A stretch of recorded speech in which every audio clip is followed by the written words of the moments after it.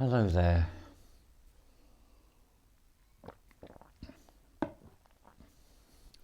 Around about the 23rd of July this year, I started a journey.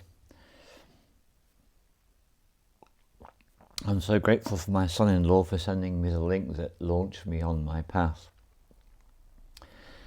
And it's like when the time is right, the right things come to us to help us. So this is a result. I'm a worker. Been writing for most of the last 4 months, and this is me writing out, and I do use the word very specifically, writing out all the traumas that have been buried in me, that have been stored in my body, in my flesh, in my tissues. And I've had so much help from so many people. And there's no question that the shiatsu massages I've been having from Waxara has been so useful to shift the deeply embedded memories that have been stuck in my body for such a long time. So this is what I've been doing. And this is like the result of it all. A bag full of paper.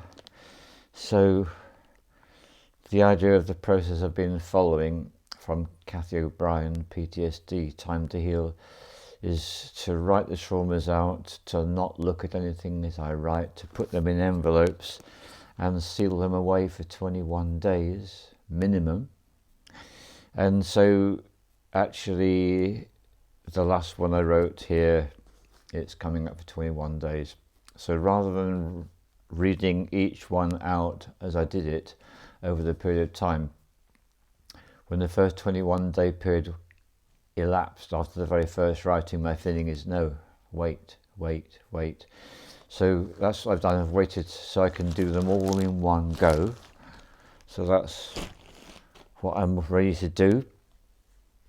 I'm feeling trepidation. Last night I was feeling a great deal of loneliness and not a little fear. All totally appropriate, all of this. When we do deep work, it's going to feel a lot. So that's what I'm doing. So I'm almost ready. What I need to do now is to light the fire.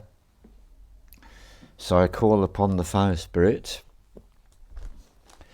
to join with me, to be together in the work I'm doing. So let's light the fire.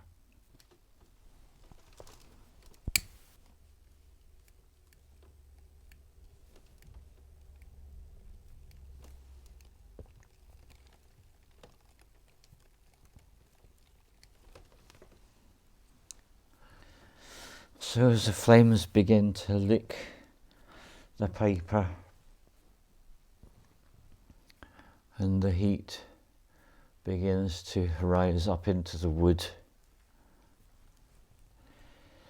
I feel my ally, the spirit of the fire. That's going to make this easier. So I don't have any way of knowing what's going to happen at all. So I'm going to pull the first one out. Get that out. So I know that's the most recent one, so if I flip it over like that, this is going to be the first one.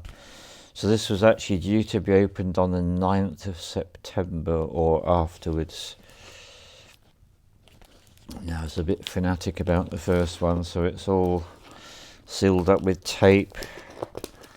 And it looks like it's not going to be easy to open. I'm wondering if I need to get a tool like a knife or some scissors to help me. It looks like, well, I don't know, can I just do this with my fingers? Yeah, I can. Okay.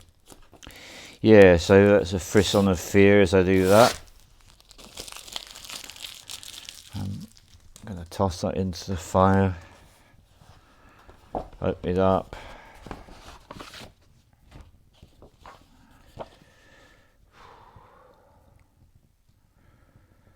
There's a lot of pages.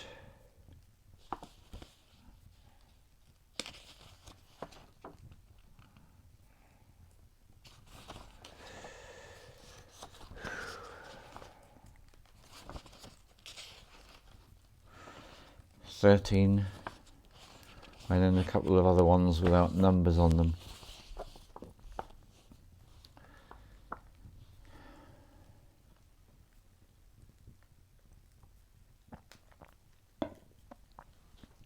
So what I do now is I read it.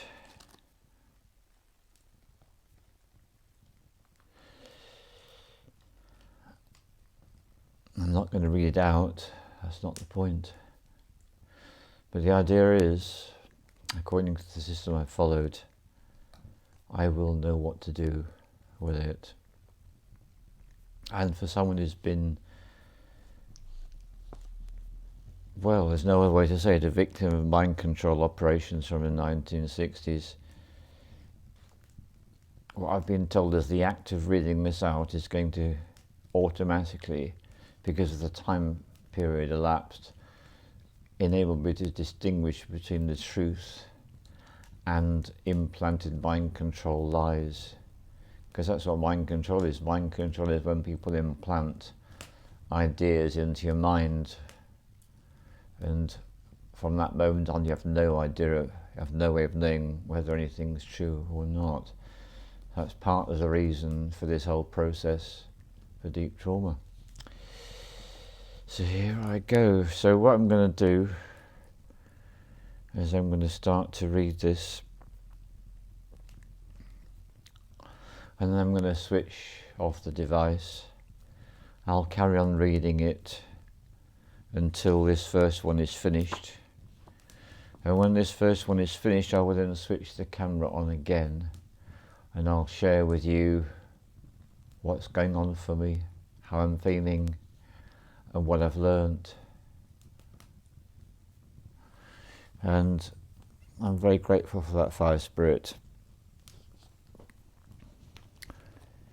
I need all the help that I'm going to get, and that is my help, so thank you. Right.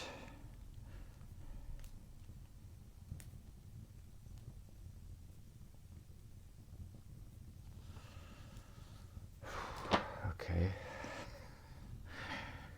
Alright, the first words are, this is my first confession.